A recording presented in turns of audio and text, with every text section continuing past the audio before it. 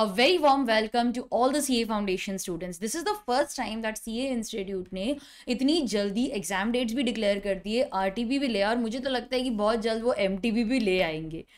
तो आज का जो हमारा वीडियो है, that we will discuss the entire RTP. English मैं बाद में करूंगी क्योंकि फिर वीडियो बहुत ज़्यादा लेंदी हो जाएगा.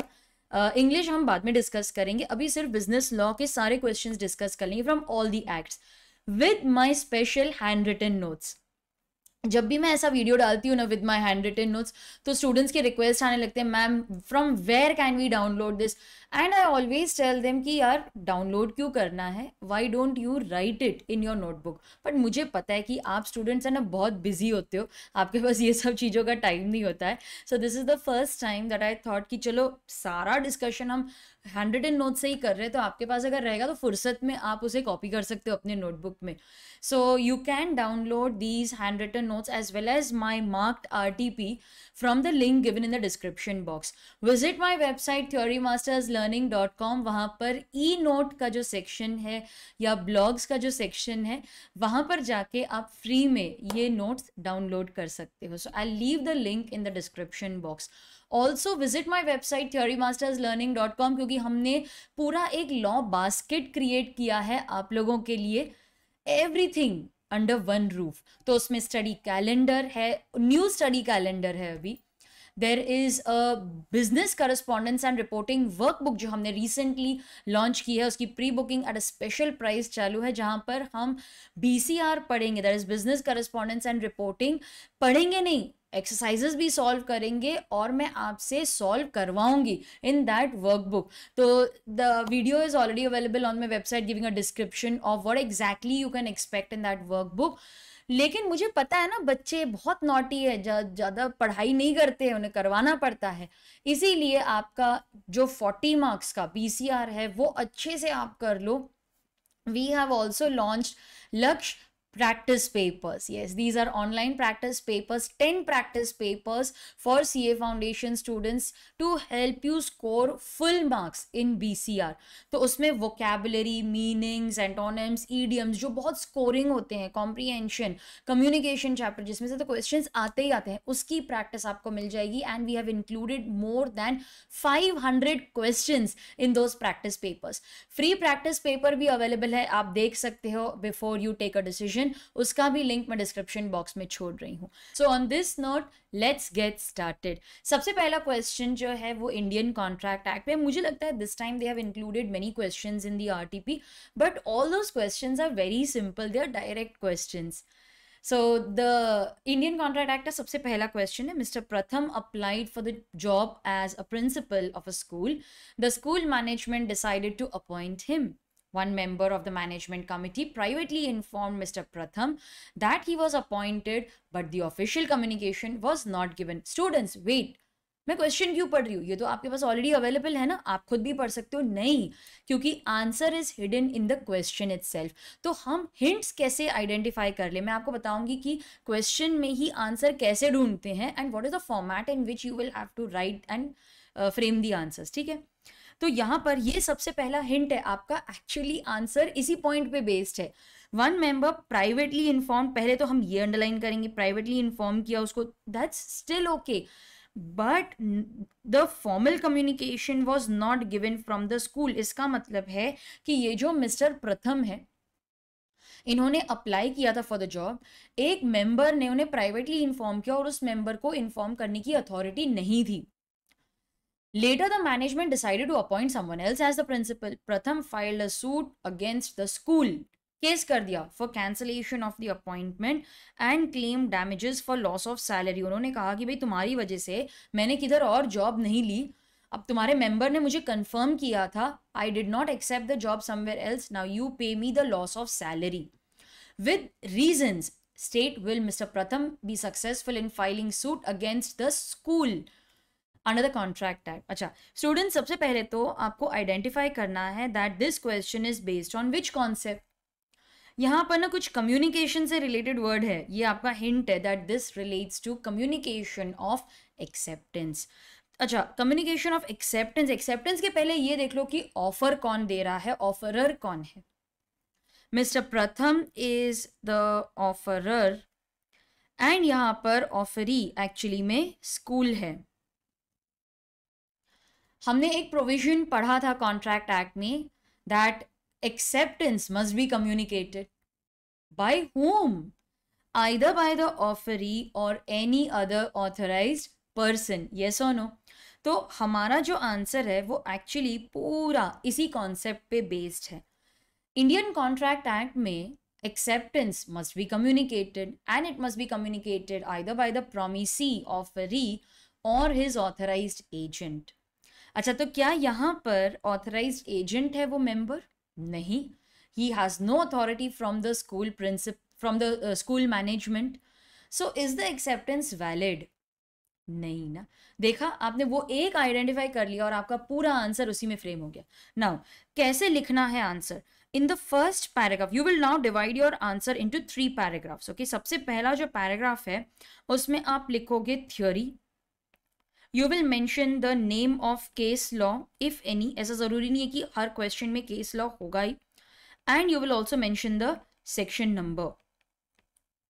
In the second paragraph, you will write down the question in brief.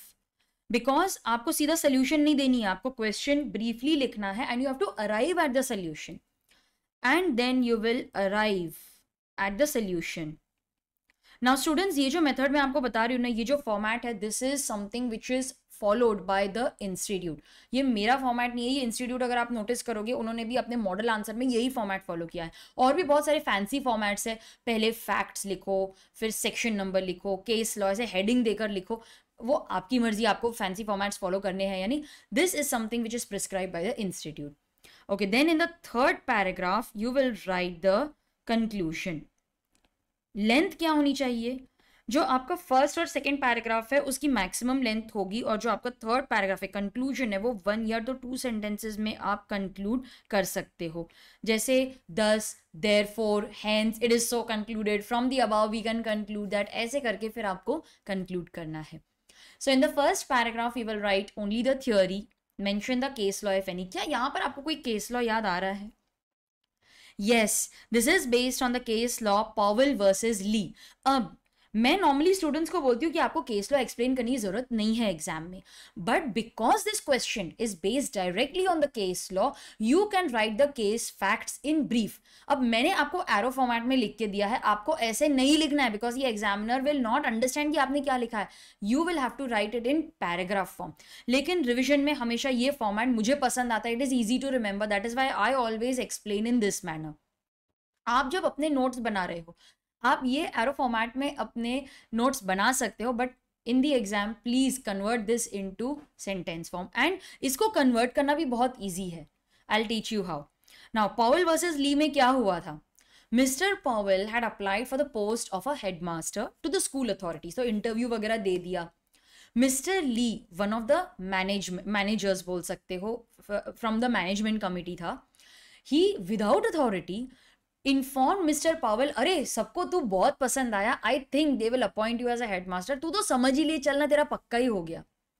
So mister Powell did not apply elsewhere, उनको लगा यहाँ पर ही मेरी जॉब पक्की होगी, मैं कहाँ किधर और क्यों अप्लाई करूं। But the school management appointed someone else, तो मिस्टर पावेल को गुस्सा आ गया।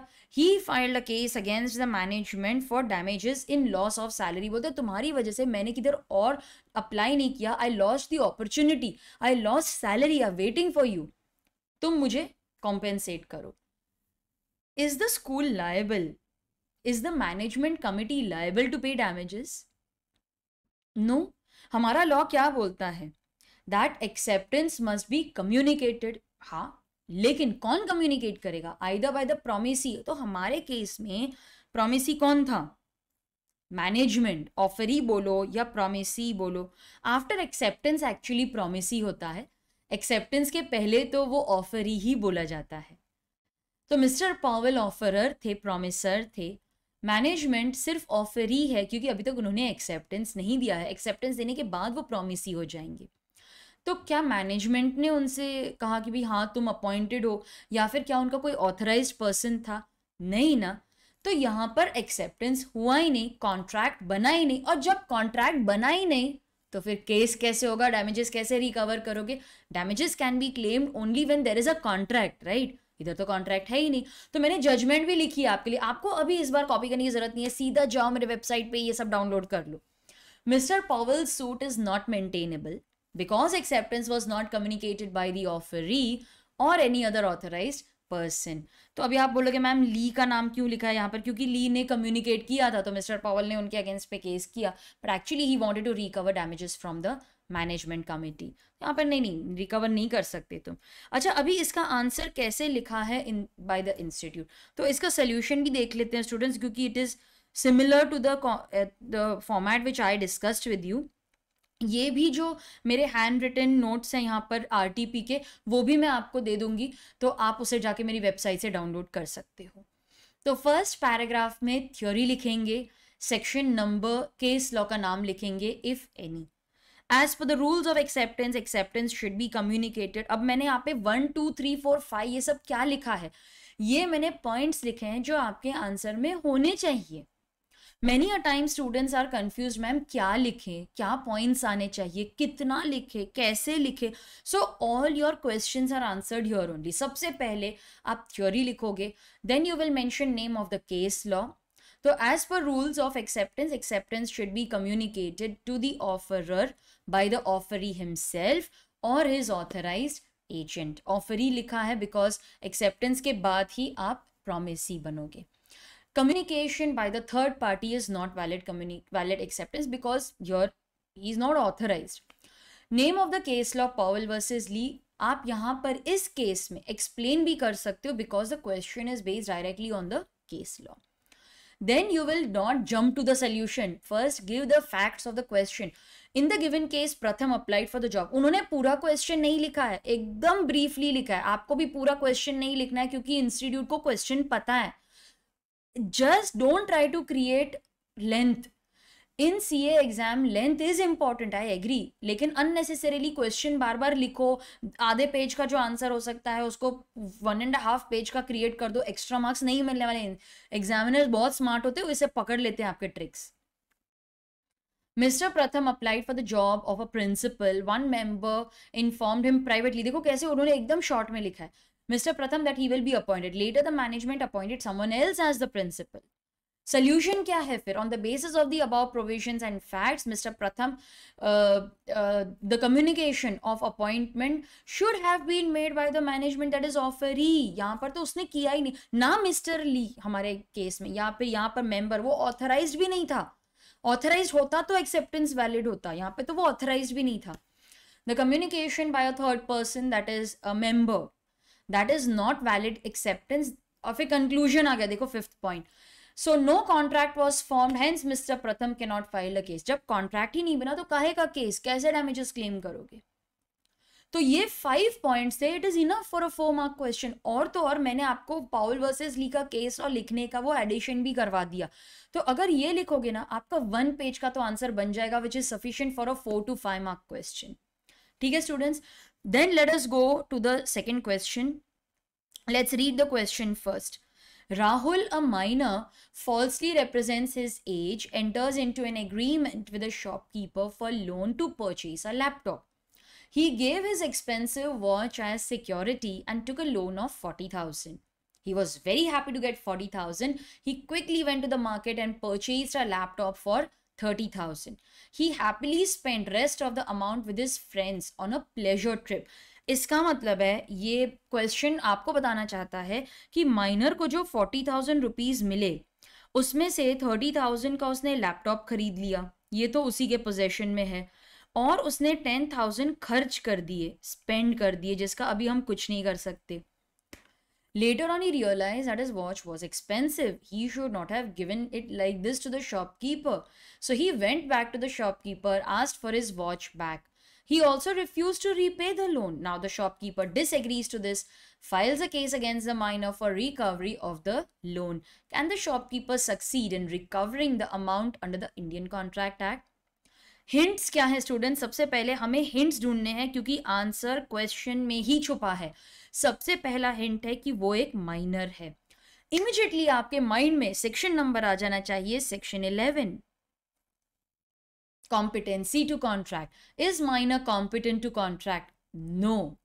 तो सबसे पहले हम सेक्शन 11 के प्रोविजंस लिखेंगे, कॉम्पिटेंसी एक्सप्लेन करेंगे, माइनर इज इनकॉम्पिटेंट वो लिखेंगे, उसी के बाद आपके माइंड का फ्लो देखो कैसा होना चाहिए। कॉम्पिटेंट नहीं है तो मेरा कॉन्ट्रैक्ट वॉइड हो गया, वॉइड नहीं ये तो वॉइड एब इनिशियो है, ठीक है।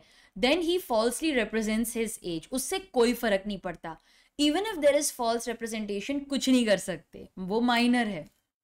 अच्छा 30,000 का लैपटॉप है, वो उसके पोजेशन में है, वो गुड्स है, वो आइडेंटिफाई कर सकते हैं, वो हम रिकवर कर सकते हैं, लेकिन जो 10,000 है जो खर्च कर दिए, nothing can be recovered from the minor.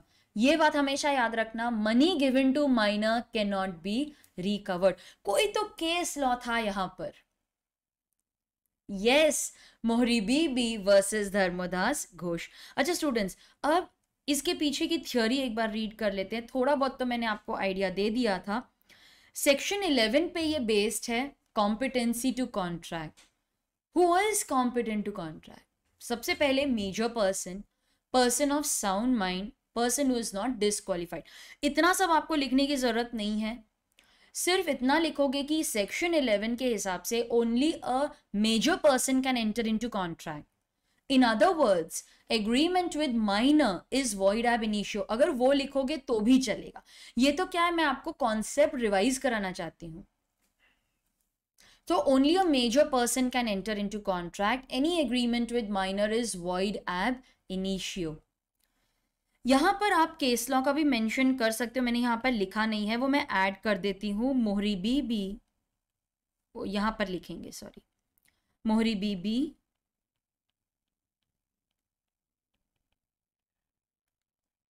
Versus Dharmodas Ghose. So any agreement with minor is void ab initio, मोहरी बीबी वर्सेस धर्मदास घोष। ये हम केस लॉ का नाम यहाँ पर लिख सकते हैं, this is name of the case law. Should we explain the case law? No, it's not required, सिर्फ नाम लिख दो। हाँ, एक्सप्लेन करना है तो कर सकते हो, आपको आता है लिखना, बट पेपर कंप्लीट करना है, ये भी याद रखना। Money given to minor can not be recovered. आपने याद है सेक्शंस पढ़े होंगे, section 64, 65, that if the contract is void or it subsequently becomes void, या फिर वो 64 बोलता है अगर voidable है, benefit will have to be restored. Restitution, restoration of benefit तो लेकिन तब अप्लाई करेगा when the parties are competent to contract. यहां पर तो one of the parties is incompetent to contract, तो वो सेक्शन 64, 65 जो रिस्टोरेशन है वो अप्लाई ही नहीं करेगा। पर ये तो बहुत गलत बात हो गई ना, इसका मतलब है कि माइनर बेनिफिट लेते रहे और फिर वो ऐसे झूठ बोल के अपनी एज मिस रिप्रेजेंट करके फायदा ले और फिर कभी रीपे ही ना करे। लॉ ने फिर बाद में स्पेसिफिक रिलीफ एक्ट 1963 लाया, वहां पर लिखा है कि ठीक है माइनर से आप पैसे ले सकते हो, लेकिन माइनर से रिकवरी तभी पॉसिबल होगी when minor files a case to cancel the contract, saying कि भाई मैं तो माइनर हूं, मुझे तो कुछ समझ ही नहीं आता, मैं तो कॉन्ट्रैक्ट कर ही नहीं सकता, कॉन्ट्रैक्ट कैंसिल करो। तो जो माइनर प्लेंटिफ है, plaintiff means he files a case, तो उसे बेनिफिट रिस्टोर करना पड़ेगा। अब लेट्स से कि एक्स ने माइनर को 50,000 रुपीज दिया एज लोन एंड माइनर ने कुछ सिक्योरिटी दे दी, जैसे ये वाले एग्जाम्पल में वॉच दे दी। अब माइनर अगर केस फाइल करने जाता है कि मुझे अपनी वॉच वापस चाहिए, मुझे सिक्योरिटी वापस चाहिए, कॉन्ट्रैक्ट कैंसिल करो, तब हम उसे बोलेंगे कि हाँ तू केस फाइल करने आया है, तू रेमेडी लेने आया है, तो पहले तुझे रेमेडी देनी पड़ेगी। If you want justice you will have to first give justice, if you want a right you will have to first give a right. See law wants to be very fair. तुम एक तो minor minor करके case file करने आए हो, तुम्हें अपने पैसे वापस चाहिए, लेकिन तुम्हें सामने वाली पार्टी को कुछ भी नहीं देना, ये तो बहुत गलत हो जाएगा। हाँ, जब माइनर डिफेंडेंट है, जब माइनर के अगेंस्ट केस हुआ है कि तू तो माइनर था, हमने गलती से तेरे को पैसे दे दिए वापस कर, तभी माइनर बोलेगा मेरे पास एक भी रुपया नहीं है, हम कुछ भी नहीं कर पाएंगे। लेकिन जब माइनर खुद केस करने आया है तो फिर उसे पैसे देने पड़ेंगे। अब देखो यहाँ पर एक छोटी सी पॉइंट है, आप अभी जैसे यहाँ पे माइनर गया था वो वॉच मांगने, तो वो प्लेंटिफ है, he is saying I want to cancel the contract, I want my watch back. यहाँ पर तुम्हें बेनिफिट रिस्टोर तो करना पड़ेगा, लेकिन कौन सा बेनिफिट रिस्टोर करेगा? जो 10,000 थे वो तो उसने खर्च कर दिए, वो नहीं मांग सकते उससे। लेकिन जो लैपटॉप उसके पोजेशन में है वो पहले तू रिटर्न कर, फिर तुझे तेरी वॉच मिलेगी। तो पहले तू राइट दे, फिर तुझे राइट मिलेगी। पहले जस्टिस कर, फिर जस्टिस मिलेगा। आप बोलोगे मैम लेकिन मोरी बीबी वर्सेस धर्मोदास में तो हमने ऐसा कुछ पढ़ा ही नहीं था, वहां पर ही फॉल्सली रिप्रेजेंटेड इज एज, फिर तो उधर कोई रिस्टोरेशन नहीं हुआ था। स्टूडेंट्स, ये स्पेसिफिक रिलीफ एक्ट 1963 में ये बाद में आया था कि ठीक है यार, ये माइनर तो फिर ना कुछ ज़्यादा ही फ़ायदा उठा रहा है ये सारे प्रोविजंस का। तो मोरी बीबी वाला केस तो उसके पहले ही था ना। So money given to minor can not be recovered, वो एक बेसिक रूल है। मोरी बीबी वर्सेस धर्मोदास में भी यही था कि अगर वो पैसे खर्च कर देता है तुम उससे मांग नहीं सकते, because it will be like enforcing a void contract, वो तो पॉसिबल ही नहीं है। लेकिन हाँ, अगर कोई चीज़ उसके पोजेशन में है, जैसे लैपटॉप हो गया, या आपने ना उसको नोट देने के टाइम पे वो नोट का नंबर नोट डाउन कर दिया, वही उसके पोजेशन में मिला, वो ले सकते हो। जो भी उसके पोजेशन में है वो उससे वापस मांग सकते हो। उसको ये नहीं बोल सकते कि तू पूरे के पूरे पैसे लौटा दे, because that will be like enforcing a void contract. So students, यहाँ पर ये देखो 30,000 का जो लैपटॉप है which is still in his possession, वो हम ले सकते हैं। इसका मॉडल आंसर क्या है अभी देखो। इंस्टीट्यूट ने लिखा है, सबसे पहले तो देखो मैंने मार्किंग की है कि आपके आंसर में क्या पॉइंट्स आने चाहिए। सबसे पहले तो you should write section 11, that is compulsory, it should be mention in your answer. Minor is not competent to contract, मैंने बताया था आपको। जो बाकी के हैं अनसाउंड डिस्क्वालिफिकेशन, वो तो सिर्फ हमारे अंडरस्टैंडिंग के लिए, क्वेश्चन एक्चुअली पूरा माइनर के ऊपर ही है।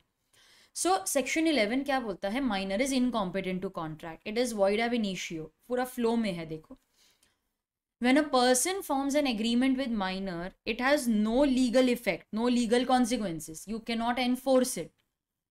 But if minor fraudulently obtains any property, he can be ordered to restore the property if it is in his possession.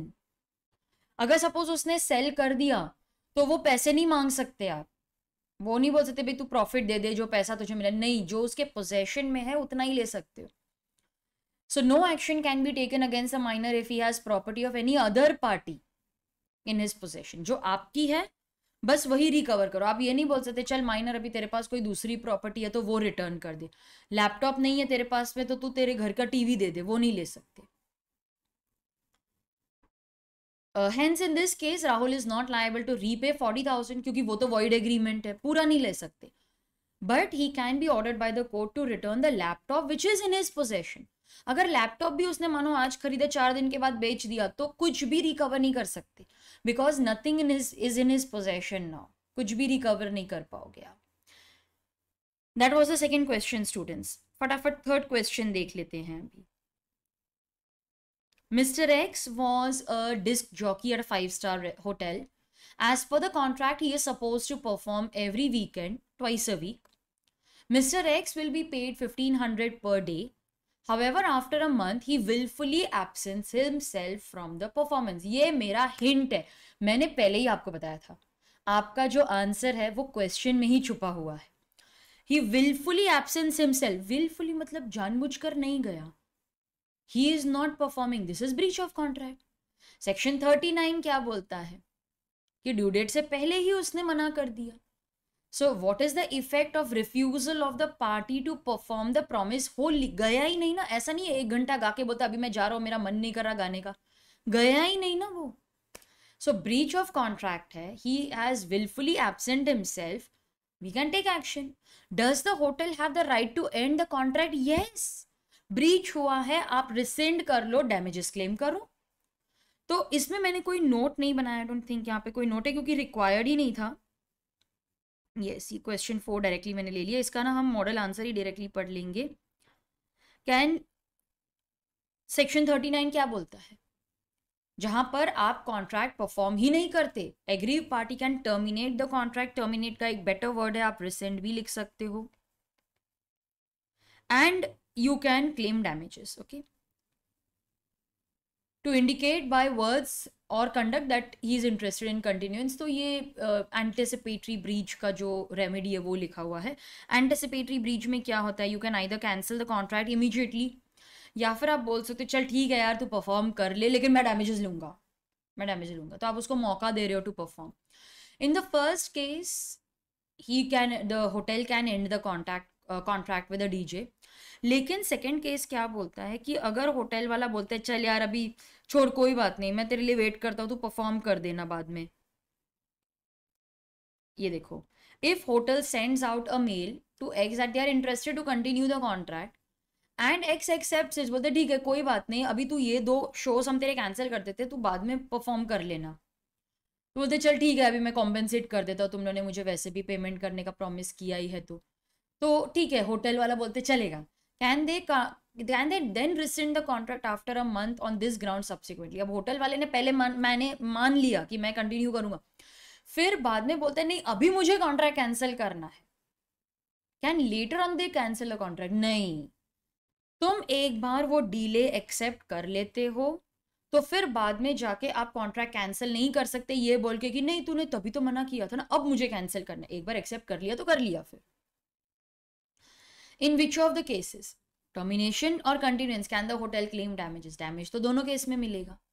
Breach तो हुआ है ना, ब्रीच तो हुआ है। वो मैं वेट कर रही हूँ कि ये परफॉर्म करेगा, फिर वो परफॉर्म ही नहीं करता, तो डैमेजेस तो क्लेम कर ही सकते हो।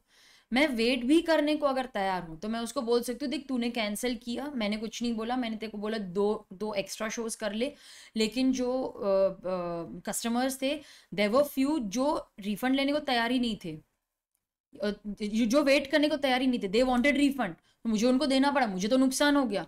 तो वो डैमेजेस आप रिकवर कर सकते हो, लेकिन कॉन्ट्रैक्ट आप कैंसिल नहीं कर सकते if you are ready to wait.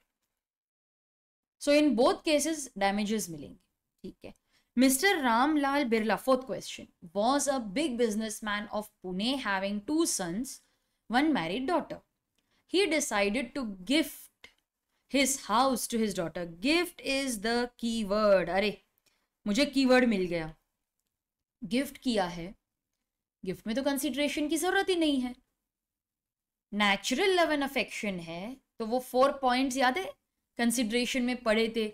Contract is valid even without consideration if based on natural love and affection, writing में होना चाहिए, रजिस्टर्ड होना चाहिए, वो पॉइंट्स हैं।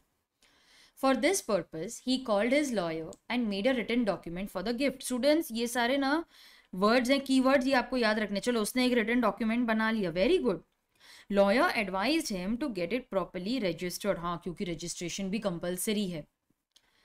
When they both were going for registration, they met with an accident. Both of them died. Later, his daughter found the document, claimed the house on the basis of the document. She said, "ये मेरा है." Explain whether she can get the house as gift under the Contract Act. Gift है, consideration नहीं मिलेगी, but gift में हम return gift तो नहीं मांग सकते ना, ठीक है। तो यहाँ पर natural love and affection भी होगा, क्योंकि वो कुछ consideration तो ले नहीं रहा डॉटर से। तो इसके पॉइंट्स क्या होंगे? सेक्शन नंबर आपको याद है, सेक्शन 25। सेक्शन 25 क्या बोलते हैं? This is very important for exam students, आपको सेक्शन 25 याद रखना है, इसके सारे प्रोविजंस भी याद रखने हैं, सारे थ्योरी के लिए भी आता है ये कभी कभार। सेक्शन 25 में validity of agreements made without consideration, मतलब किसी को भी कंसिडरेशन नहीं मिलेगा। अरे ऐसा नहीं है, सिर्फ एक ही पार्टी को कंसिडरेशन मिलेगी, even then it is valid, दूसरी पार्टी को कुछ नहीं मिलता, even then it is valid, but conditions have to be satisfied। conditions क्या है?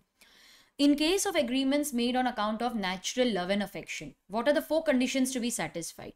सबसे पहले, the contract must be in writing and registered and based on natural love and affection। मैंने and इसीलिए highlight किया है because all these 4 conditions are cumulative, all have to be satisfied। एक भी satisfied नहीं हुआ ना, it is not a valid contract। So if the contract is based on natural love and affection, it has to be in writing, registered, based on natural love and affection between persons standing in near relation। near relation क्या होता है? blood relation या फिर marriage, husband wife का जो relation है। अब यहाँ पर agreement writing में तो है, natural love and affection भी है, near relation में भी है, father daughter, लेकिन रजिस्टर्ड नहीं है ना, क्यूमुलेटिव है ये सब, नॉट अ वैलिड कॉन्ट्रैक्ट, क्योंकि रजिस्टर्ड नहीं है। All the conditions have to be satisfied. So in this case can she insist कि नहीं कॉन्ट्रैक्ट तो हो गया, मुझे तो गिफ्ट मिल गई? नहीं कर सकते। मॉडल आंसर पढ़ लेते हैं इसका स्टूडेंट्स। सेक्शन 25 ये मैंने 1 मार्क किया है because I want you to write down the section number in this case. मैं बहुत रेयरली सेक्शन नंबर्स पे इंसिस्ट करती हूँ, बिकॉज आई नो कि नंबर याद नहीं रहता, वो टेंशन हो जाती है स्टूडेंट्स को, फिर प्रोविजंस भूल जाते हैं, तो प्रोविजंस पे ज़्यादा ध्यान दो। लेकिन सेक्शन यहाँ पर मैं इंसिस्ट करूंगी सेक्शन 25 याद रखना। Agreement made without consideration is valid if it is in writing, registered, based on natural love and affection between person standing in near relation. तो ये पूरा सेकेंड पॉइंट है, ये सिर्फ थ्योरी लिखी है उन्होंने। फिर केस को डिस्कस किया है। Mister Ramlal, on account of natural love and affection between persons standing in near relation, made a written agreement but it is not registered. Now students, यहाँ पर आप थोड़ी framing अपने हिसाब से change कर सकते हो। Here I am not happy with the way the institute has framed the answer. उन्होंने point सारे लिखे हैं लेकिन स्टूडेंट को याद रखने के हिसाब से नहीं लिखे। तो आप उसे पॉइंट वाइज लिख सकते हो that contracts are valid if it is based on natural love and affection if these conditions are satisfied.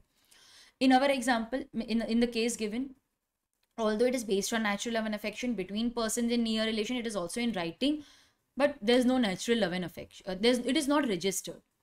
Hence अब ये लोगों इनको ना फॉर्मेट फॉलो नहीं करना आता, इसीलिए स्टूडेंट्स कंफ्यूज हो जाते हैं। एक ही फॉर्मेट फॉलो करो ना। देखो अभी पैराग्राफ 2 कर दिए है, 3 पैराग्राफ्स। ये मेरा फर्स्ट पैराग्राफ है जिसमें मैंने सिर्फ थ्योरी लिखी, सेक्शन नंबर लिखा, प्रोविजंस लिखे। ये मेरा सेकंड पैराग्राफ होना चाहिए था और ये मेरा थर्ड पैराग्राफ कंक्लूजन।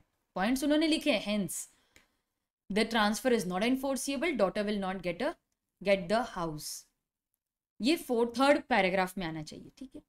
चलो फिफ्थ, बहुत ही सिंपल क्वेश्चन है बट बहुत इंटरेस्टिंग है। मैंने नोटिस किया है स्टूडेंट्स, आजकल इंस्टीट्यूट कंटिंजेंट कॉन्ट्रैक्ट्स पे क्वेश्चंस पूछने लगा। इतने साल कभी नहीं पूछे।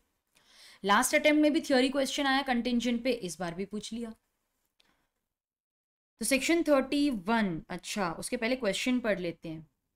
PQR, a hospital in Delhi recruits Dr. A on contract for 3 months. The hospital management promises to pay Dr. A lump sum of 1 lakh if A is tested positive for coronavirus during the 3 months contract period. Identify the type of contract and highlight the rule of enforcement. Also, what will happen if E does not contract COVID-19? If word आ गया ना, if मतलब depend करता है, पता नहीं, Covid हो भी सकता है, नहीं भी हो सकता है, इसीलिए ये एक कंटिंजेंट कॉन्ट्रैक्ट है, सेक्शन 31। अब बहुत सारे स्टूडेंट्स हैं जो बोलते हैं मैम सेक्शन 31 तो याद रह जाता है, बाकी के सेक्शंस है ना वो हमें याद नहीं हो पा रहे हैं कंटिंजेंट कॉन्ट्रैक्ट्स के।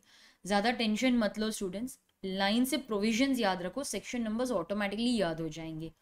ओके हम क्या करते हैं, प्रोविजंस ऊपर नीचे कर देते हैं, इसलिए सेक्शन में कंफ्यूज हो जाते हैं। Happening, non happening, conduct of a person, then happening within fix time, not happening within fix time, ऐसे याद रखोगे ना तो सेक्शंस तो ऑटोमेटिकली याद हो जाएंगे फिर। अच्छा यहाँ पर इफ वर्ड आ गया, इफ वर्ड से आपको हिंट मिल जाना चाहिए that they are talking about contingent contract. तो इसमें मैंने नोट क्या बनाया है, ये देखो। In case of contingent contract है सेक्शन 31 में डिफाइंड, लेकिन ये जो क्वेश्चन है वो सेक्शन 35 पे बेस्ड है। टू डू और not to do something, if some event does और डज नॉट हैपन, हैपन की बात है, अगर उसे कोरोना हुआ तो कॉम्पेंसेशन मिलेगी, नहीं हुआ तो नहीं मिलेगी। तो उसको कॉम्पेंसेशन कब मिलेगा, कॉन्ट्रैक्ट कब एनफोर्स होगा, व्हेन द इवेंट हैपेंस। अच्छा इवेंट हैपेंस, उसको कोरोना हो गया, कॉन्ट्रैक्ट परफॉर्म होगा, उसको डैमेजेस मिलेंगे। अरे कोरोना नहीं हुआ, 3 महीने खत्म हो गए, या फिर इम्पॉसिबल हो गया कॉन्ट्रैक्ट, जो अभी फिलहाल ये केस में अप्लाई नहीं कर रहा,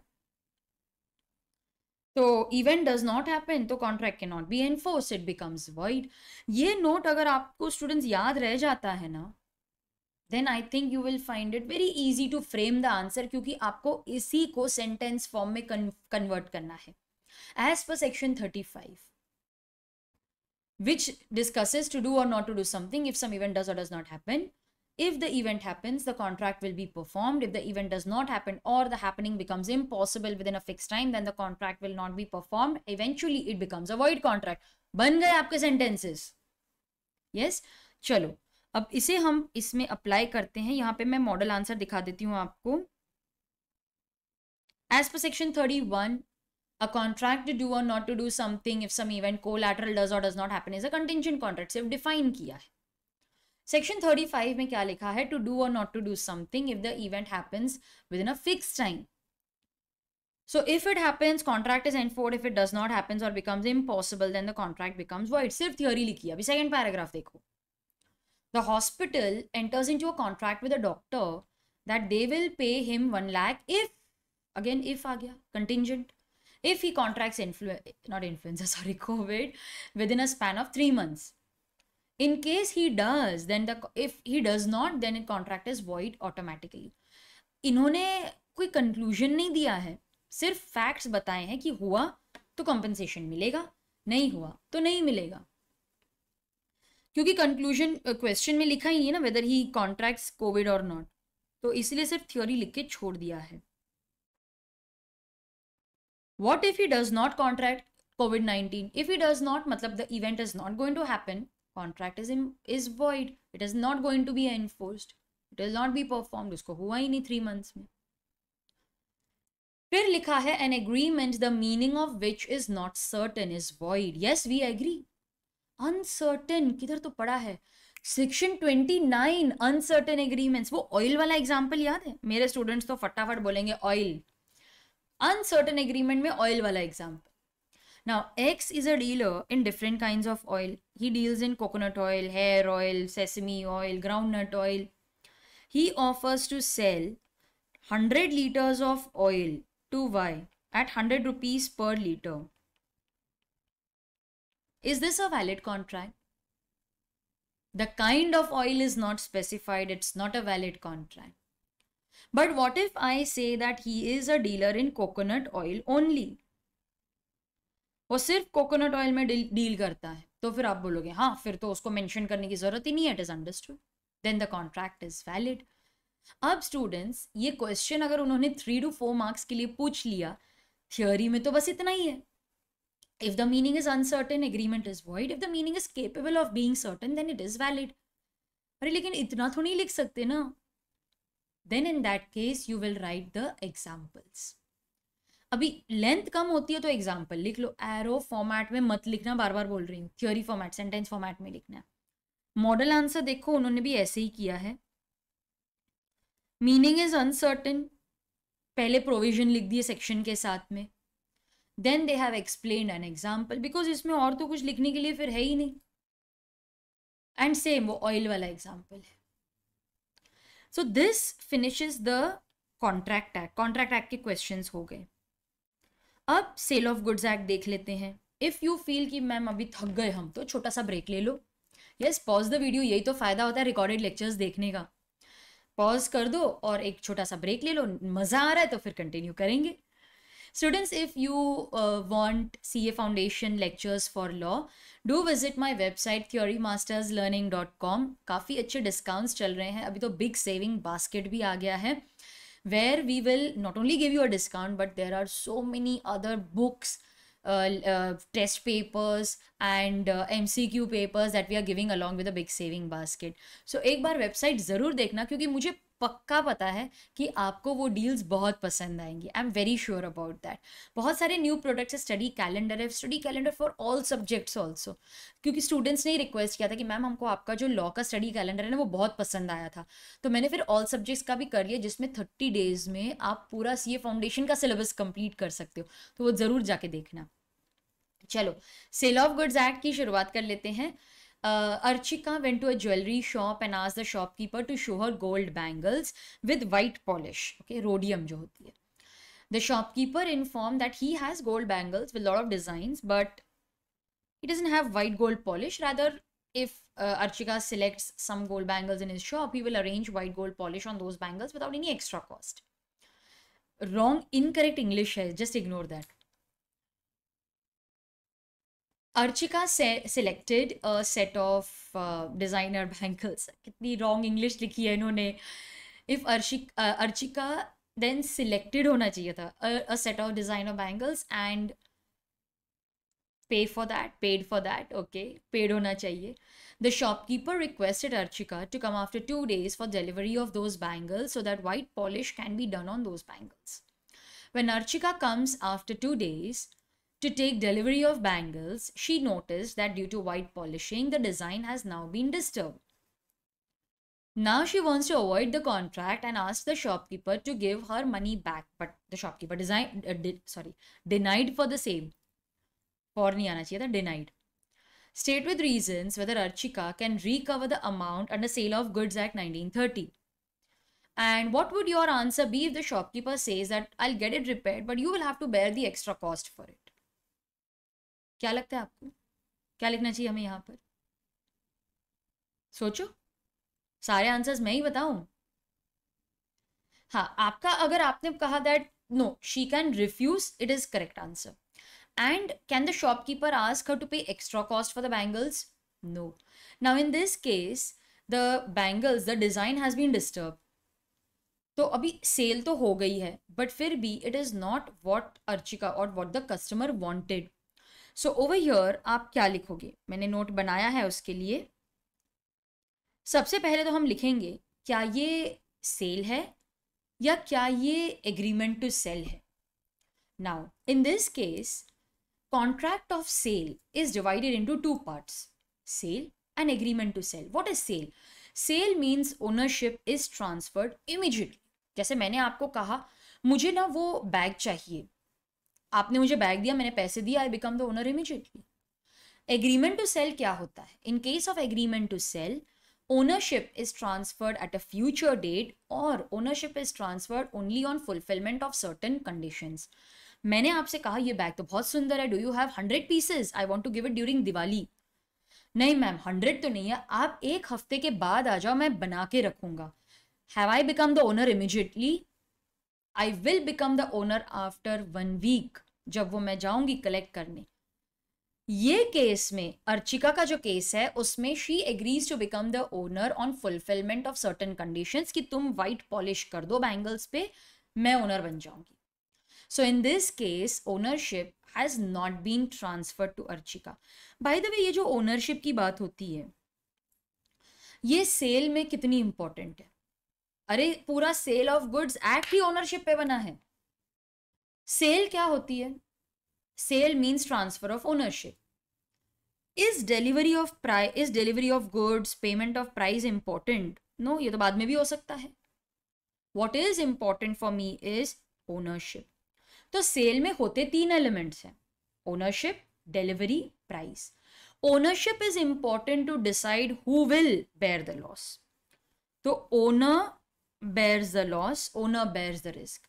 Delivery, payment of price, this is not important. Now in this case, it was just an agreement to sell where ownership will be transferred either at a future date or on fulfillment of certain conditions. Were the conditions satisfied?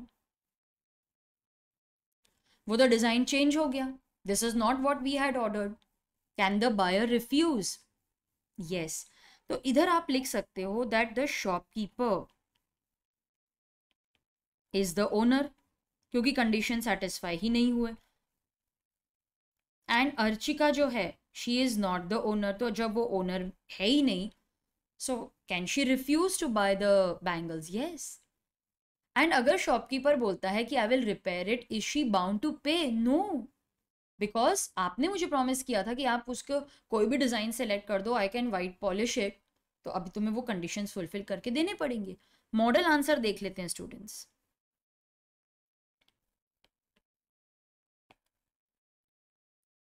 In this case सबसे first paragraph में उन्होंने वही explain किया है, sale and agreement to sell. मैंने आपको chart format में दे दिया. On the basis of the above question, there is an agreement to sell, but it's not sale. Payment is made, that's okay. The property, even if the payment is made, the property will be transferred only on fulfillment of certain conditions. The original design was disturbed. This is not what we had ordered. Hence, Archika has the right to avoid the contract. She can also sue for the price paid. She can recover the price. And the shopkeeper cannot charge extra from Archika. I hope the concept is clear, students. ये हम revision ही कर रहे हैं, इसलिए मैं बहुत ज़्यादा detail में और नहीं करा रही हूँ. I am doing it quickly. Next, Prashant reaches a sweet shop and asked for 1 kg of barfi if the sweets are fresh. Students, ये एक अच्छा question है, can be asked in the exam. So the seller replies, sir, all my sweets are fresh and they are of good quality. Prashant agrees to buy on the condition that first he tastes 1 piece of barfi to check the quality. Again, incorrect English use हुई है इधर. Seller gives him 1 piece to taste. Prashant, on finding the quality is good, asks the seller to pack the sweets. On reaching the house, Prashant finds that barfi is stale. It's not fresh, while the piece he tasted was fresh. Now he wants to avoid the contract and return the barfi to the seller. State with reasons whether Prashant can avoid the contract. Question पढ़ते हुए आपको फटाफट, yes very good, आप कितने smart हो, आपने कहा कि अच्छा उसने एक पीस टेस्ट किया, मतलब उसने एक सैंपल देखा. लॉ क्या अज्यूम करता है, that in case of sale by sample there is an implied condition. हम ये मान के चलते हैं that the bulk will correspond to the sample. Is the bulk corresponding to the sample in this case? Then there is breach of condition. Buyer can reject the goods. He can claim damages if he suffers damages. यहाँ पर अगर उसका कुछ पेट खराब हो गया या if he suffers damages तो कर सकता है. Otherwise he can reject the contract. वो तो कर ही सकता है, terminate तो कर ही सकता है कि भाई तू वापस ये ले ले, या तो मुझे मेरे पैसे रिटर्न कर दे या तो मुझे fresh sweets they they. Will your answer be different if he does not taste the sweet? Taste नहीं करता है, लेकिन उसने कुछ पूछा तो था ना. ये देखो, he reaches and ask if the sweets are fresh. तो उसने क्या डिस्क्राइब किया था, yes sir my sweets are fresh, they are of good quality. तो इसका मतलब है कि उसकी डिस्क्रिप्शन पे, सेलर के बोलने पे हमने बर्फी खरीदी थी. Then if it is not as per description, if it is not fresh, even then we can reject. तो in the first sub question it is based on sale by sample and the second is based on description. इसका solution ना मैंने model answer के साथ ही लिख दिया है क्योंकि उसमें सिर्फ थियोरी है, पॉइंटर्स ही हैं सिर्फ. By virtue of section 17, there is an implied condition that the bulk will correspond to the sample in quality. Buyer shall have a reasonable opportunity of comparing the bulk with the sample. एक और point भी है that the goods shall be free from defect, latent defects. But वो इधर relevant नहीं है. According to section 15, when the goods are sold by description, ये क्यों लिखा है हमने यहाँ पे? Because it is important for the second part of the question. There is an implied condition that goods shall correspond with the description. If they do not, buyer can avoid the contract and reject the goods. First paragraph में institute हमेशा theory ही लिखता है, तो दोनों की theory इधर लिख दी. Ma'am अगर मुझे सेक्शन नंबर नहीं याद तो चलेगा क्या? दैट्स ओके, इतनी टेंशन मत लो, प्रोविजन पे ध्यान दो. Here the goods are not as per quality, they are not as per the sample, the bulk is not corresponding with the sample, he can return the goods, he can avoid the contract. In the second case हमने पूछा था whether it is fresh और not, और seller के बोलने में हमने rely कर दिया if the goods are not fresh you can return the sweets and avoid the contract. Simple था, लेकिन मुझे बहुत अच्छा लगा. ये क्वेश्चन आ सकता है, शायद ये आपके एग्जाम में मिलता जुलता क्वेश्चन आ सकता है. Can be asked in the exam, so please mark it as expected in exam. मेरा प्रेडिक्शन है, मैं लिख ही देती हूँ ना यहाँ पे ताकि आपको याद रहे.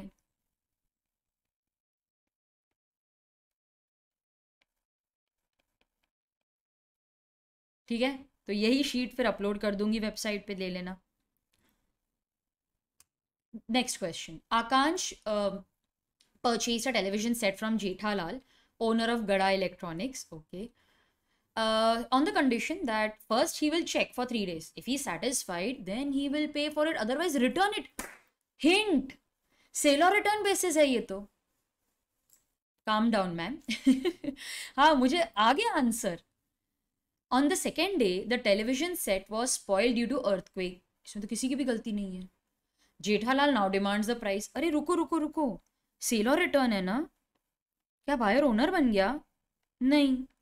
गुड्स डिस्ट्रॉय हो गए? हाँ, किसी की भी गलती नहीं है. ओनर कौन है? सेलर. लॉस कौन बेयर करेगा? सेलर. आगे मेरा आंसर रेडी है.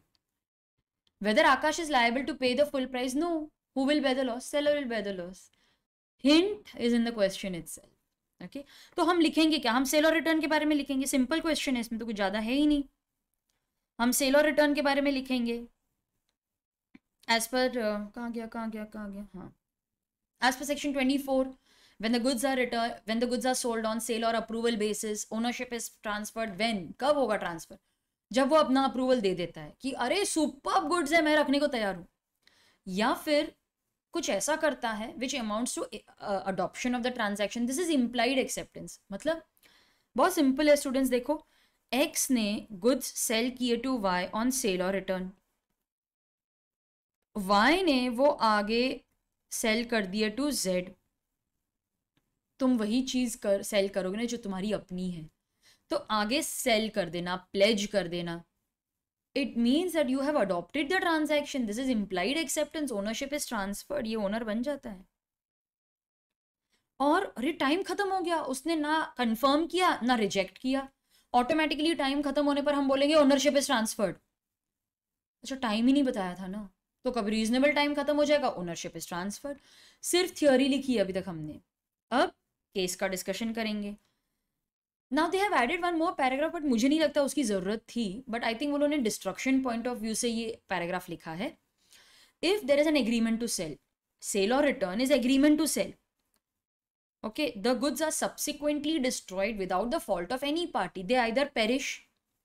अब एग्रीमेंट टू सेल है ना, सेल में कन्वर्ट होने से पहले डिस्ट्रक्शन ऑफ सब्जेक्ट मैटर था, तो एग्रीमेंट टू सेल है, सेल में कन्वर्ट होने से पहले डिस्ट्रक्शन हो गया, तो स्पेसिफिक थे, कोई और गुड्स चलेंगे भी नहीं हमें, then in that case goods perish or they are so damaged that they don't answer their description in the contract, agreement can be avoided। तो ये आई थिंक उन्होंने डिस्ट्रक्शन पॉइंट ऑफ व्यू से लिखा है, अदरवाइज आपने अगर नहीं भी लिखा एग्जाम में, भूल गए ये नहीं लिखा तो भी चलते, सेल और रिटर्न के पॉइंट्स लिख दिए ना। Your risk has not pass to the buyer, मेरे हिसाब से ये सेंटेंस आपके आंसर में होना ही चाहिए। Risk has not pass to the buyer because ना उसने कंफर्मेशन दिया, ना उसने कॉन्ट्रैक्ट अडॉप्ट किया है, ट्रांजैक्शन अडॉप्ट किया है, then he is not liable, he is not liable, वो ओनर है ही नहीं ना। Akash, who is the owner, seller is the owner, Jethalal, he will bear the loss। Next question,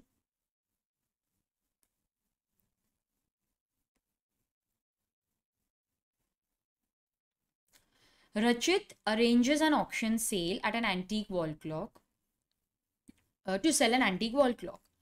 Megha, being one of the bidders, gives the highest bid. For announcing the completion of the sale, the auctioneer strikes the hammer, strike होना चाहिए था, fall नहीं आएगा, strike आएगा। आप बोलोगे ma'am आप तो यहाँ पे पेपर में grammatical mistakes he point out कर रहे हो, अभी क्या करूँ, उसी पे ध्यान जा रहा है। The auctioneer fall the hammer on the table, नहीं, strikes the hammer on the table, but suddenly the hammer breaks and damages the watch. Oh now Megha wants to avoid the contract. ये एक सीपीटी का exam question है, MCQ में आया था तभी CPT में। Can she do so under the provisions of the sale of goods act.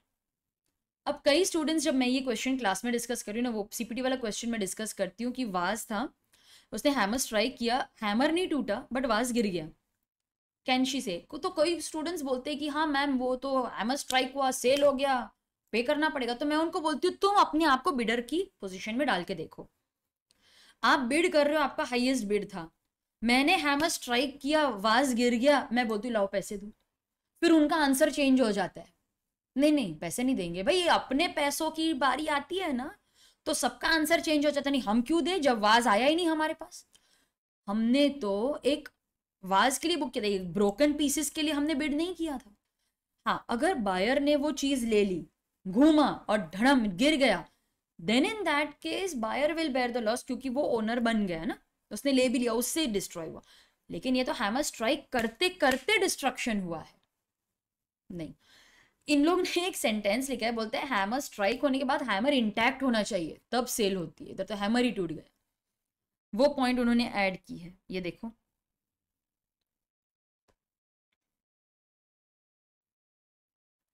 Bye virtue of section 64 auction sale, section number important है ऑक्शन सेल का। Sale is complete when the auctioneer announces its completion by the fall of hammer. यहाँ पर fall word correct है, strike of hammer नहीं होना चाहिए, but वो question में जो ग्रामेटिकली करेक्ट है वो स्ट्राइकिंग ही था। In given case Megha gives the highest bid, While announcing the completion by fall of hammer, hammer breaks, damages the clock. ये facts बता दिए. On the basis of the above, it can be concluded that auction is not complete unless the hammer comes in its normal position after falling on the table. मतलब hammer intact होना चाहिए तभी sale होगी. Hence, in the given problem, sale is not complete. Megha will not be liable for loss. She can avoid the contract. The auctioneer, or you can also say the owner, क्योंकि auctioneer तो agent ही है ना आखिर में. The owner will only bear the loss, not Megha. तो ये एक पुराना क्वेश्चन है जिनको उन्होंने अभी बहुत अच्छे से फ्रेम करके दिया है. फर्स्ट पैराग्राफ में थ्योरी, सेकंड में केस डिस्कशन, लास्ट में सेकंड में case discussion and solution, last में कंक्लूजन. नेक्स्ट क्वेश्चन कर लेते हैं. सेल ऑफ गुड्स का काफी सारे क्वेश्चंस हैं सेल में. X contracted to sell his car to Y. They did not discuss the price. Later, X refuses to sell the car on the ground that the price is not determined. Can Y demand the car under the Sale of Goods Act? देखो, cell में price तो determine होना चाहिए, because price नहीं होगा तो फिर cell का कॉन्ट्रैक्ट कैसे बनेगा ना. They did not discuss. Actually ना मुझे लगता है कि applying the provisions of contract act, मेरे हिसाब से ये वॉइड होना चाहिए. मुझे I am not convinced with the answer given by the institute. क्यों, मैं बताती हूँ. They did not discuss the price. Later X refuse to sell his car saying that the contract was uncertain about the price. It is void. Can Y demand the car? मेरे हिसाब से ये void ही है. क्यों? क्योंकि price determine नहीं हुआ. लेकिन इंस्टीट्यूट ने क्या लिखा है अपने आंसर में कि नहीं, प्राइस डिटर्मिन नहीं हुआ तो क्या हो गया, रीजनेबल प्राइस तो देना ही चाहिए ना. लेकिन अगर आप प्रोविजंस पढ़ोगे ना, उसमें अगर बायर को हमने गुड्स दे दिए और प्राइस डिटर्मिन नहीं हो पाया तब रीजनेबल प्राइस देना पड़ता है. इधर तो उसने कार दी ही नहीं ना. मान लो अगर सेलर ने बायर को कार डिलीवर कर दी होती, सेल कर दी होती, ठीक है, बायर ओनर बन गया, सेल हो गई, और आपने बोला अरे प्राइस तो डिटर्मिन ही नहीं हुआ, तब आप बोलो भी बायर तू रीजनेबल प्राइस देते, मैं मानने को तैयार कि हाँ आपने उसको कार दे दी, ओनरशिप दे दी, अब वापस तो नहीं मांग सकते, पैसा डिटर्मिन हुआ नहीं तो रीजनेबल ले लो, दैट आई एग्री. बट यहां पर तो आपने कार दी ही नहीं ना, तो फिर क्यों रीजनेबल ले रहे हो? फिर तो अनसर्टन है, बिकॉज कॉन्ट्रैक्ट ऑफ सेल आखिर में है तो contract he. All the essentials should be present, तो सेक्शन 29 भी आना चाहिए था. लेकिन उन्होंने मॉडल आंसर ऐसा फ्रेम ही नहीं किया है, तो आई एम नॉट कन्विंस्ड. मैं आपको उन्होंने क्या लिखा है वो बता देती हूँ, उसका नोट भी मैंने बनाया है, but I am not convinced with that answer. Payment of price is an important ingredient. If the parties do not pay the price, it is uncertain, invalid. It will rather be a valid it would not be uncertain. उन्होंने ऐसा लिखा है. You can pay a reasonable price. हाँ, लेकिन reasonable के लिए तुम उसको डिलीवर करोगे तभी reasonable लोगे ना, तुमने तो कार दी ही नहीं. अभी आप ये आर्ग्यूमेंट कर सकते हो कि मैम आपने उसको ओनरशिप दे दी. हाँ, अगर वो अज्यूम करते तो मैं इंस्टीट्यूट का आंसर मानने को तैयार हूं. अभी देखो यहां पर आप क्या लिखोगे, he contracted to sell his car. तो अगर आप बोलते हो मैम अगर हम अज्यूम करें कि हमने उसको कार सेल कर दी, ओनरशिप दे दी, हाँ ठीक है, आपने ओनरशिप दे दी, आपको उसको गुड्स देने पड़ेंगे, फिर रीजनेबल प्राइस आप ले सकते हो, तो आप अजम्पशन लिख लो, आपका आंसर करेक्ट हो जाएगा. बट अगर आप बोलते हो कि नहीं हमने ओनरशिप देके दी ही नहीं है, कार भी फिजिकली नहीं दी है, तो फिर सेल वॉइड हो जाएगी because price is not determined.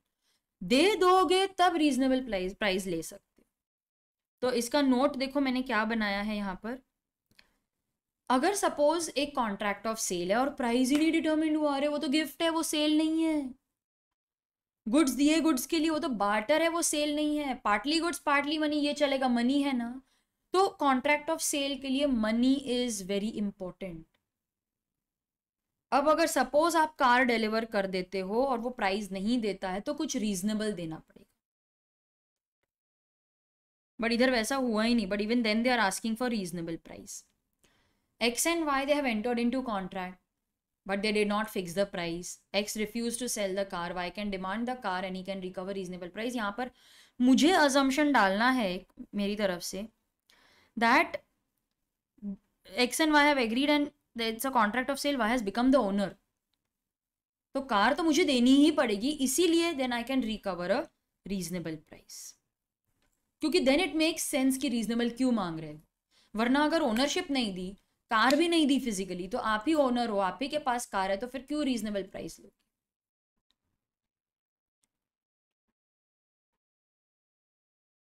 Then students, there is a theory question. Exceptions to no one can give a title than what he has, उसका exception है. So वैसे तो seller can sell only those goods of which he is the owner. He cannot sell the goods of which he is not the owner. But there are certain exceptions. Under these exceptional cases, even though seller is not the owner, buyer becomes the owner. जैसे sale bye mercantile agent है. Mercantile agent, business agent. Now X asks his agent to sell his car for at least 5 lakhs. बोलते 5 lakhs में बेचना, इससे कम में मत बेचना. Agent 4 lakhs में बेच आया. अब एजेंट के पास ये कार 4 lakhs में बेचने की अथॉरिटी नहीं थी, फिर भी बेच देता है. Question arises, will Y become the owner? Yes, if these conditions are satisfied.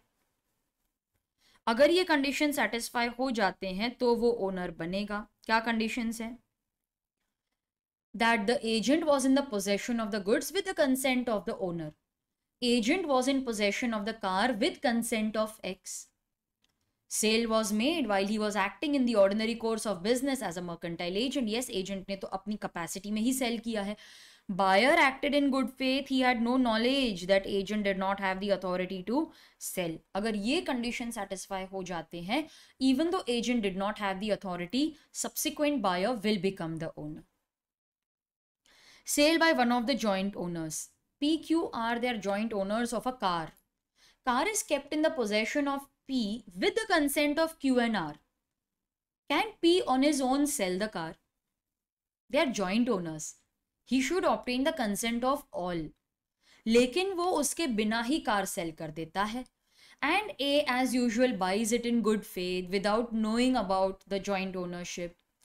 So if yes, A buys in good faith without knowledge that there are 3 joint owners, sale is valid. Sale is valid. Sale by person in possession under a voidable contract. X by fraud obtained a necklace from Y. Now the contract is based on fraud. It is valid, void or voidable? Fraud है तो voidable होगा. Voidable है, it means Y has 2 options. Either treat the contract as valid or cancel the contract. Arey, but before Y could cancel the contract, X sold the necklace further. And as usual, Z bought it in good faith without knowing about the fraud. जब main contract valid रह गया तो उसका collateral भी valid ही होगा ना. Z will become the owner. पर बेचारा Y, उसका तो नेकलेस गया. अरे वो फ्रॉड का केस करेगा ना X पे, he will recover the damages. लेकिन Z ओनर बन जाएगा. Sale by one who has already sold goods but continues to be in possession. Sale हो चुकी है, ओनरशिप भी दे दी, बट अब तक पोजेशन नहीं दी आपने. X sold a car to Y, उसने ओनरशिप भी दे दी, लेकिन कार अब भी X के पोजेशन में है. While the car is in his possession, उसने बोला था मैं क्लीनिंग पॉलिशिंग करके दूंगा. While the car is in his possession, he sells it to Z, who buys it in good faith without knowing that X is not the owner, without knowing about the previous sale. वो car ले लेता है. Law बोलता है even though X is not the owner, sale is valid if Z buys it in good faith without knowing about the previous sale. पर Y का क्या? अरे Y damages claim करेगा ना X से, लेकिन Z तो ओनर बन जाएगा. He will get a good title.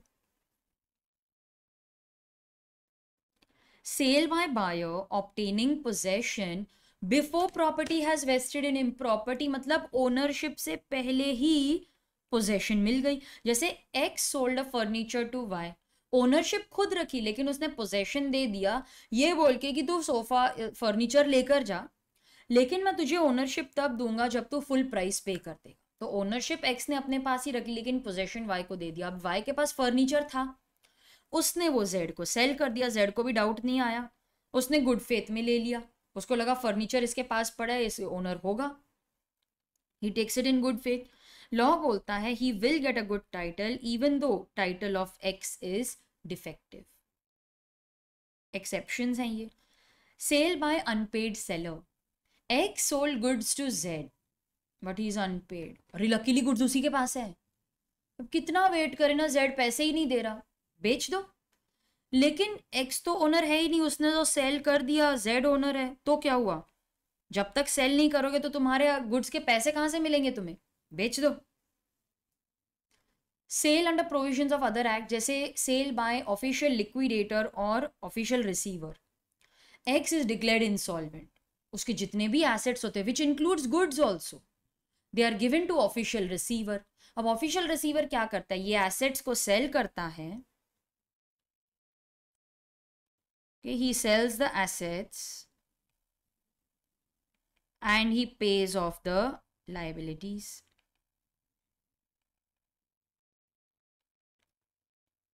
जब तक एसेट सेल नहीं करेगा विच में इंक्लूड गुड्स, तो लाइबिलिटीज कैसे पे ऑफ होंगे।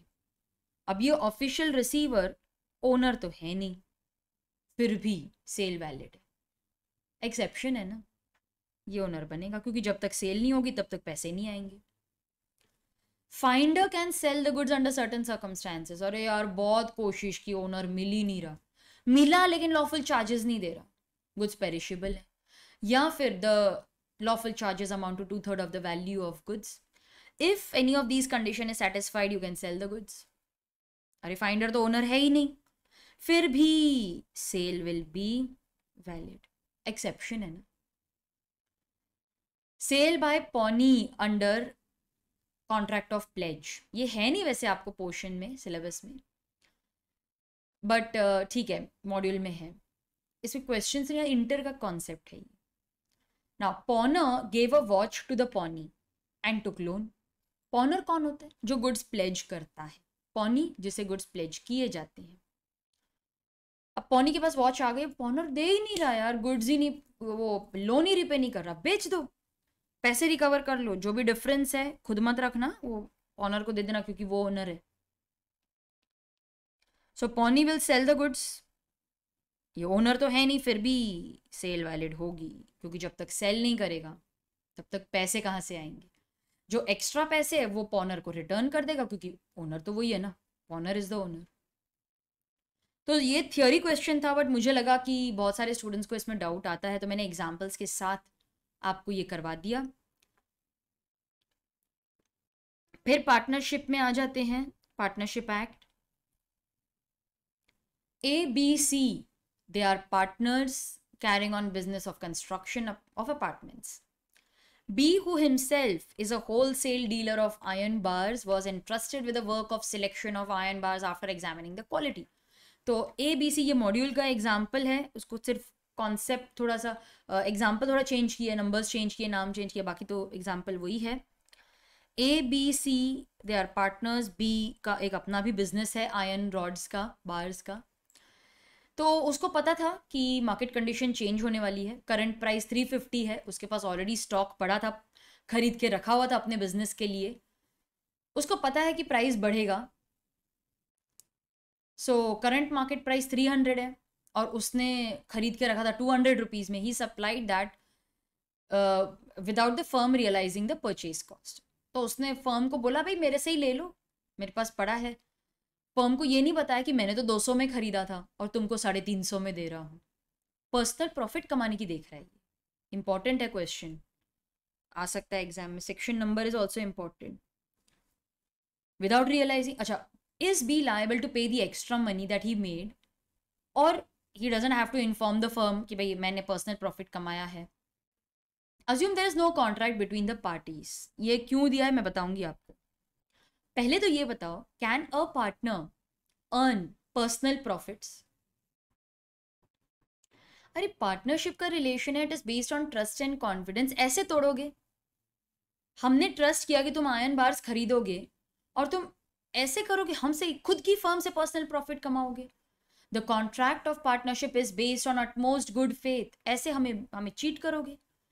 So law says that if you are trying to earn personal profits from any transaction of the firm or from the use of the firm's property, business connection, firm's name, तुम खुद के लिए profit कमाने की देख रहे हो, the partner shall account for that profit. Account मतलब तुम्हें वो प्रॉफिट का हिसाब देना पड़ेगा एंड रिटर्न करना पड़ेगा to the firm.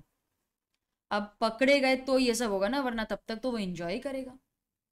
Assume that there is no contract. ये क्यों लिखा है? देखो क्या होता है ना, कभी कभार पार्टनर बोलता है देखो भाई मैं भी तो बिजनेस करने बैठा हूँ, मैंने 200 रुपये में खरीदा हुआ है, करंट मार्केट प्राइस 350 है, थोड़ा तुमको डिस्काउंट देता हूँ, थोड़ा मुझे भी कमाने दो ना, 250 में देता हूँ या 300 में देता हूँ, तुमको तो फिर भी फायदा है फर्म, थोड़ा सा मुझे भी कमाने दो. समटाइम्स दे में एग्री कि एक पार्टनर, ये देखो किसी को तुम थोड़े से पैसे कमाने देते हो ना तो चीटिंग नहीं करता वो, सो दे में एग्री कि ठीक है भाई तू भी कमा ले थोड़ा सा. तो अगर कॉन्ट्रैक्ट है उस केस में then the partner can earn some personal profit, but यहाँ पे तो कोई कॉन्ट्रैक्ट नहीं है, so you will have to return the profit. तो मॉडल आंसर में भी उन्होंने ऐसा ही लिखा है. If a person tries to earn personal profit, section 16, हाँ मेरे हिसाब से ये आपको याद रखना चाहिए, आ सकता है एग्जाम में section 16. If you are carrying on and trying to earn personal profit from business connection, business contacts, then you will have to account for it and pay it. If a person carries on business which is similar, he will have to pay for all the profits that he has earned. It is competing business तभी कर सकते हो जब partners का agreement है. In the given case, he is trying to make 150 rupees personal profit. He is liable, he is accountable, and he has to return it. Next question. Mister A the transferor, again ये मेरा observation है कि आजकल institute ये transferee के बारे में काफ़ी क्वेश्चंस पूछ रहा है. So A the transferor transfers his share of partnership to B the transferee. B felt that the books was not displaying, it was displaying only a small amount of profit in spite of the huge turnover. He wants to inspect the book. ये आपका hint है. Can he inspect? अरे वो सिर्फ transferee है, transferee को कोई rights नहीं मिलते. However, the other partners are of the opinion that B cannot challenge the book. As an advisor, help them to resolve the issue. क्या लगता है? नहीं, ट्रांसफरी को तो कोई राइट्स है ही नहीं, ना तो वो बुक्स देख सकता है, ना तो वो इंटरफियर कर सकता है. जो प्रॉफिट दे रहे चुपचाप रख लो without questioning. As per section 29, हाँ अगर ट्रांसफरी का सेक्शन आपको याद रहता है तो बहुत अच्छा होगा. मैं तो इंसिस्ट करूंगी ये सेक्शन याद रख लो, क्योंकि recently they are asking questions on this. So during the continuance you can not interfere with the conduct of the business of the firm. तुम ये नहीं बोलते ये ठीक नहीं चल रहा, वो ठीक नहीं चल रहा, ऐसे बिजनेस मत करो, वैसे करो. You can not require the books, you can not inspect the books, you are only entitled to profit. जो चुपचाप मिल रहा है रख लो. हाँ जब वो जो ट्रांसफरिंग पार्टनर है रिटायर हो जाएगा या फिर फर्म डिसॉल्व हो जाएगी तब तुम्हें बुक्स देखने की परमिशन देंगे, अदरवाइज नहीं. So he can not challenge the accounts. He is only entitled to receive the share of profit. जो ट्रांसफरिंग पार्टनर दे रहे, बस उसका प्रॉफिट लो, चुप बैठो. सो एक्चुअली थ्योरी क्वेश्चन है ये. M and partnership has two different lines of manufacturing. One line is manufacturing Ajinomoto, a popular seasoning and taste enhancer for food, जो Chinese में use होता है ना, देसी Chinese Ajinomoto. Another line is manufacturing paper plates and cups. ठीक है. One fine day, a law is passed by the government banning Ajinomoto use in food and to stop its manufacturing, making it an unlawful business because it is injurious to health. Should the firm compulsorily dissolve under the Partnership Act? Partnership तो दो business कर रही है. One is Ajinomoto and other is manufacturing paper plates and cups. हाँ Ajinomoto जो business है वो unlawful हो गया है, लेकिन दूसरा बिजनेस तो कर सकते हैं ना. Is the firm compulsorily dissolved? No, why no? जिन्होंने मेरे नोट्स पढ़े होंगे, जिनके पास मेरी टेक्स्ट बुक है, प्रोडक्ट 1 प्रोडक्ट 2 याद है, हमने एग्जांपल किया था पार्टनरशिप में. प्रोडक्ट 1 प्रोहिबिट हो गया, प्रोडक्ट 2 तो कर सकते हैं ना. उसी का प्रोडक्ट 1 को अजीनोमोटो बना दिया, प्रोडक्ट 2 को पेपर कप्स बना दिया. Should the firm be compulsorily dissolved? नहीं. How will its other line of business be affected? It will not be affected. One line of business has become unlawful. Second line of business तो कर ही सकते हो ना. तो model answer क्या है इसका, देखो चलो. In this case, firm will be compulsorily dissolved when all are insolvent. X, Y, Z, they are partners, all are insolvent. तब जाके compulsory dissolution होगा. All but one is insolvent. X, Y, Z, they are partners. X and Y they are insolvent. अरे Z तो अकेले business कर सकता है ना. अच्छा, there is some event which makes it unlawful for the firm's business to be carried on. ये है वो, यहाँ पर ये पॉइंट अप्लाई होता है. So in this case the law is passed making the business unlawful, but both are separate ventures. One is unlawful, other is not. Continue तो कर ही सकते हो. So illegality of Ajinomoto business will not affect the legality, the other business of paper and cups. That they can continue with that. Next question minor के ऊपर है, which I feel is important क्योंकि minor का तो question आता ही है exam में. Can minor be admitted? Explain the rights of a minor. Theory question है.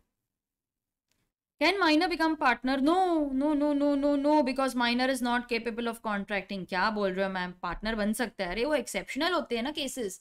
सबका कंसेंट लिया, benefit of the firm. He can not always be a partner.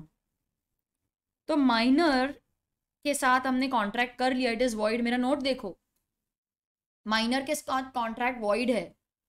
Partnership is the result of an agreement. Minor तो agreement कर ही नहीं सकता. That is why minor can not become a partner. However yes, अभी आपकी time, आपका point आ गया. अभी सेक्शन 30 क्या बोलता है पार्टनरशिप का, माइनर का section 30. If we have consent of all the partners and the admission is for the benefit of the firm. Not partner का बेनिफिट है, admission is benefit of the firm. तो ठीक है, कर लो. राइट्स क्या होंगे? You have a right to share in the profit property, right to access, inspect, take copies of books of accounts. अगर आपको आपके प्रॉफिट का शेयर नहीं मिलता माइनर, तू पहले फर्म छोड़. एक तो तेरे को फायदे के लिए उन्होंने ले लिया, प्रॉफिट भी नहीं दे रहे, तू पहले फर्म छोड़, फिर तेरे को केस करने देंगे. So he can also file a case if he decides to sever his connections from the firm, if he decides to leave the firm 6 months के अंदर अंदर, या फिर उसको पता ही लेट चला that he has been admitted as a minor partner. Whichever is later, जब भी पता लगा या 6 महीने कंप्लीट हो गए, विचएवर इज लेटर, डिसाइड करना है whether you want to become a full fledge partner और नॉट. पब्लिक नोटिस देना पड़ेगा. पब्लिक नोटिस दे दिया, डिसीजन ले लिया, उसके बाद then his share will not be liable. अच्छा, पब्लिक नोटिस नहीं दिया, then we will assume that he wants to continue as a partner, तो ऑटोमेटिकली पार्टनर बन जाएगा. एलएलपी में से एक बहुत अच्छा क्वेश्चन है तो वो डिफरेंस बिटवीन वाला क्वेश्चन. फ्रेमिंग थोड़ी अलग है. A and B, they are friends. They have plans of setting up a supermarket. They are confused. Traditional partnership में करे या एलएलपी में, तो दोनों में डिफरेंस बताओ. तो इसमें एक्चुअली स्टूडेंट्स कुछ डिस्कस करने वाला है नहीं. डिफरेंस बिटवीन है वो आप अपने आप खुद भी पढ़ सकते हो. डिफरेंस बिटवीन, मैंने सिर्फ एक एक्स्ट्रा नोट यहाँ पर लिखा है, वो पॉइंट डिस्कस कर लेती हूँ. अगर एलएलपी है तो सेपरेट बॉडी कॉर्पोरेट है, पार्टनरशिप नहीं है. LLP has separate legal status, perpetual succession, registration is mandatory. Partnership में ऐसा नहीं है. Death, insolvency, insanity does not affect the existence of LLP because LLP is a body corporate in the eyes of law. हाँ, लेकिन death, insanity, retirement of a partner may affect. अब may क्यों लिखा है इधर? Because partners may agree that insolvency, insanity, retirement नहीं, insolvency नहीं, sorry, death, insanity या retirement से, insolvency से डिसोल्यूशन नहीं होगा. तो जब तक एग्रीमेंट नहीं हो जाता तब तक तो आपको यही अज्यूम करना है that the firm is dissolved. हाँ, एक बार एग्रीमेंट है then you can say that the firm is will not be dissolved. इसीलिए मे वर्ड यूज किया, because everything depends on agreement. तो ऐसे आप सारे पॉइंट्स यहाँ पर लिखोगे. They have given many points. अगर 5 marks का आता है तो 7 to 8 points आर सफिशिएंट. अगर 7 marks का क्वेश्चन 6 marks का आता है तो 10 to 12 points are sufficient. They have given many, क्योंकि ऐसा कभी कभार होता है कि हमें सारे पॉइंट्स नहीं याद आते. मुझे तो सब 15 याद है, मैं तो लिख सकती हूँ, but time is also factor ना, वो भी तो देखना है हमें. तो difference between partnership and LLP direct theory question है. कंपनीज एक्ट करते हैं students, companies act. Again based on a case law, Dhruv was appointed as an employee in a company on the condition that if he was to leave his employment, he will not solicit the customers. After some time, he was fired. He set up his own business under proprietary and started undercutting the company's prices. On legal advice, he realized that, अरे मैंने तो ऐसा कुछ promise किया था. If I start undercutting the price, they will file a case against me for breach of contract. So he formed a new company. अरे आपको case law याद आ रहा है? Yes, yes, yes, very good. Gilford motor company versus हॉर्ने. Correct correct, ये वही case law है, उसी को क्वेश्चन में कन्वर्ट किया है. तो जब उस पे केस हुआ, बोलते बिजनेस तो मैं कर ही नहीं रहा हूं, ये तो कंपनी में हो रहा है. एक मिनट, कंक्लूजन से पहले मैंने केस लिखा है आपके लिए, ये देखो. Gilford motor company versus हॉर्ने. Now, Guilford Motors contracted with Horne that they will not solicit the customers after leaving the company service. बोलते कि तुम कंपनी छोड़ के भी चले जाओगे तो हमारे कस्टमर्स के साथ तुम प्राइस में अंडर मतलब उनको कम प्राइस में सेल करके उनको अट्रैक्ट मत करना. हॉर्ने ने एग्री कर लिया. This is not in restraint of trade. Okay. After being fired, he set up his own proprietary business. He began undercutting Guilford Motor Company's prices. फिर उसको याद आया, अरे मैंने तो प्रॉमिस किया था कि मैं ऐसा नहीं करूंगा, और अगर मैंने कंटिन्यू किया तो वो मेरे पे ब्रीच ऑफ कॉन्ट्रैक्ट का केस कर देंगे. Immediately he formed a company with his wife and friend Mr. Howard as the sole members and directors and transferred this business to the company. फिर गिलफर्ड मोटर को पता लगा कि ये जो कंपनी है ये तो हमारे प्राइसेस अंडरकटिंग कर रही है. दे फाइल्ड अ केस. तो हॉर्ने बोलता है कि तुम्हारा कॉन्ट्रैक्ट तो मेरे साथ था ना, तुम्हारा कॉन्ट्रैक्ट इस कंपनी के साथ तो था ही नहीं. I don't think you can file a case. तो क्या लगता है आपको स्टूडेंट्स, क्या वो सही कर रहा है कि ये गलत कर रहा है कुछ? Company is a separate person. Now the company never entered, वो जो JMHN कंपनी उसने बनाई थी, they never entered into a contract with Gilford motor. Gilford का तो कॉन्ट्रैक्ट हॉर्ने के साथ था. हाँ, लेकिन गिलफर्ड मोटर कंपनी ने, सॉरी, जो हॉर्ने कर रहा है वो क्लोक के पीछे गलत काम कर रहा है ना. कंपनी को शील्ड बना के, कंपनी को आगे रख के, खुद पीछे बैठ के गलत काम कर रहा है. तो लॉ बोलता है यहां पर कि you are trying to use the corporate veil just to hide your wrongful action. ये जो तुमने कंपनी क्रिएट की ना तुम्हारे वाइफ और फ्रेंड के साथ, JM हॉर्ने एंड कंपनी, ये सिर्फ एक शैम है, ये होक्स है, या ये फेक है, कुछ भी बोल दो. This is a sham, it's a hoax, it's fake. Corporate veil was lifted and action was taken against Horne. उस पर हम एक्शन ले सकते हैं. मॉडल आंसर पढ़ेंगे स्टूडेंट्स. ये देखो यहां पर उन्होंने लिखा है,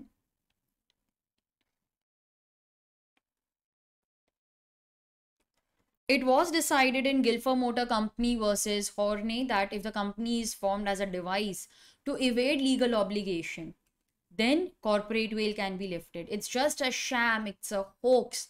आगे रख के तुम गलत काम पीछे कर रहे हो, कंपनी को सामने कर रहे हो कि नहीं कंपनी कर रही हो, वो तो सेपरेट पर्सन है, तुम्हारा तो कोई कॉन्ट्रैक्ट नहीं था इसके साथ. हाँ, लेकिन उसको कंट्रोल करने वाले तो तुम ही हो ना, तुम्हारा तो कॉन्ट्रैक्ट था ना. So same to same case है, सिर्फ नाम चेंज किया है. Next is one very interesting question, कुछ अच्छा है, गवर्नमेंट कंपनी के ऊपर है. सारे इंपॉर्टेंट कॉन्सेप्ट्स इस बार RTP में कवर कर लिए उन्होंने, बिकॉज ये वही कॉन्सेप्ट्स है जो मैं भी हमेशा स्टूडेंट्स को हाईलाइट कराती हूँ, that these are important concepts, इनको पढ़ के जाओ. तो उन्हीं पे सारे क्वेश्चंस आए हैं. तो इस बार मुझे क्वेश्चंस की जो सिलेक्शन है वो बहुत अच्छी लगी. इंस्टीट्यूट ने बहुत अच्छे से क्वेश्चन सिलेक्ट किए हैं. Narendra Motors limited is a government company. Immediately आपके माइंड में सेक्शन 2 क्लॉज 45 आ जाना चाहिए of the companies act. Shah auto private limited is a company. Private company having paid up share capital of 10 crores, तो मैंने उस सबको इन्फॉर्मेशन को देखो वहाँ पे कन्वर्ट कर दिया है. Gilford Motors is a government company, उसका share sorry they own 5,05,000 shares of Shah Auto, जिसका पेड अप कैपिटल है 10 crores का, divided into 10 lakh shares of 100 rupees each. More than 50% holding है. यस. तो can Shah Auto also claim the status of a government company? अब students यहाँ पर ना सिर्फ गवर्नमेंट कंपनी की डेफिनेशन नहीं लिखनी है, हमें सब्सिडियरी की भी डेफिनेशन लिखनी है. सब्सिडियरी सेक्शन 2 क्लॉज 87 क्या बोलता है? Subsidiary means a company in which the other company has owns more than 50% of the total voting power, or it can control the composition of the board of directors. तो यहाँ पर Narendra Motors is owning more than 50%. So Shah Autos is a subsidiary company. Subsidiary company of whom? Of a government company. So government company की जो definition है अगर आप ध्यान से पढ़ोगे, it includes a company in which either central or state government or one or more central or state governments has one or more state governments has a holding. It also includes subsidiary of such government company. So the subsidiary will also be considered as if it is a government company. All the provisions shall apply. तो इन्होंने ना government company की definition लिखी है, फिर subsidiary की भी definition लिखी है because it is important. And then they have said that subsidiary of government is also considered as a government company. All the provisions of government company shall apply. So yes, Shah Auto being a subsidiary will also be considered as a government company. Last वाला जो question है ना students, उसका solution गलत है.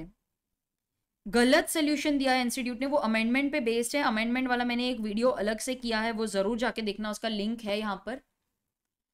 Mister A is an Indian citizen. He is staying in India during the immediately preceding financial year for 115 days. He appoints B as his nominee, who is a foreign citizen but has stayed in India for 130 days. Is A eligible to incorporate OPC? As per the new provisions of one person company, you have to be an Indian citizen. ठीक है. Natural person वो यहाँ पर दिया नहीं है, खैर इसको मैं 0.2 कर देती हूँ, नेचुरल पर्सन को 0.1 कर देती हूँ. You have to be a natural person. Okay, यहाँ पर नेचुरल पर्सन लिख दिया मैंने. Then person should be citizen, ये ठीक है.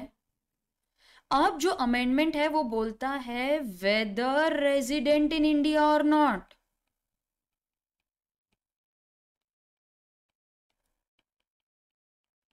फिर रेजिडेंट को डिफाइन किया है कि resident means a person who stays in India for at least 120 days. पहले 182 डेज था, अभी 120 कर दिया है.